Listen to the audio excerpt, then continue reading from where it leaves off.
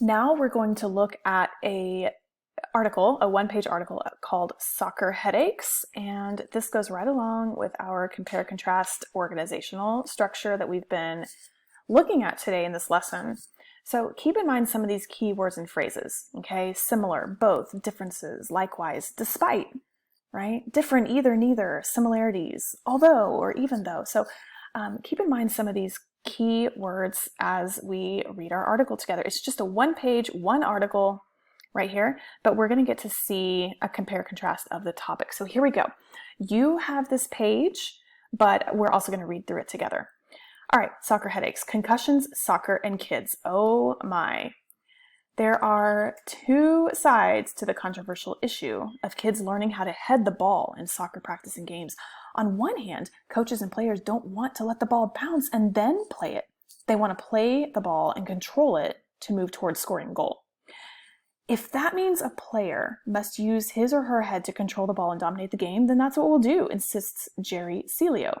He believes that heading the ball is a technical skill that young players should master, so they learn to head the ball the correct way. If you teach them the correct way the first time, then concussions are a non-issue, he says. If young players do not learn to master this necessary skill early on, then sure, there will be injuries later. Okay, so that's one soccer coach's opinion, okay? That's one soccer coach's opinion. He believes that if you teach kids how to do it early on, then you're instilling good habits and that concussions are not an issue if you're teaching them to do it correctly. Okay, now here's what other coaches say, okay?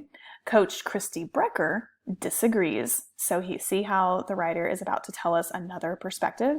Brecker has over 20 years of experience coaching soccer up through college level teams. I've read the research and I know that repeated blows to the head, whether it's from heading a soccer ball or accidentally getting hit, leads to damage. Brecker states that this damage can include issues such as loss of memory, short attention spans, and even some vision impairment. We simply don't know enough about how the young brain functions to know how long-lasting these injuries are. Now, Coach Brecker only trains her oldest players, high school through college, to head the ball. Technique is critical to heading the ball safely and correctly, she believes, but this isn't something for 8-year-olds to be doing. Now, Coach Celio, right? Remember, Coach Celio is the guy over here that we first started with. Coach Celio concedes that young players don't need to be heading the ball 100 times a day, but they do need to be exposed to the correct form so that when an opportunity presents itself in a game, the player knows how to handle it safely. I teach my players all the skills they need to play effectively.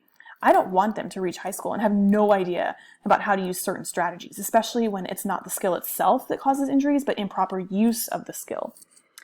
Okay, the results are in. See, we've got a little subheading here.